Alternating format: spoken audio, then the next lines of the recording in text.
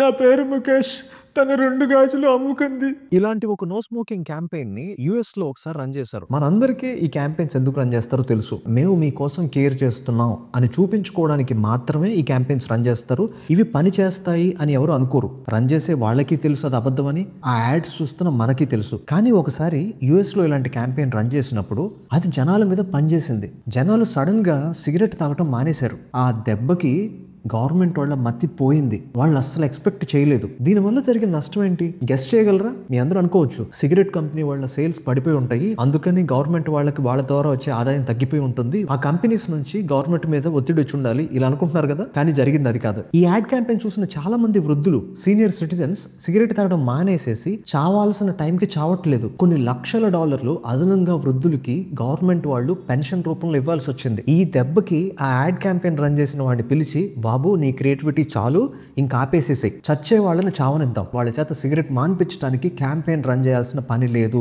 అని ఉన్న పలంగా ఆ క్యాంపెయిన్ ని గవర్నమెంట్ వాళ్ళు ఆపేశారు.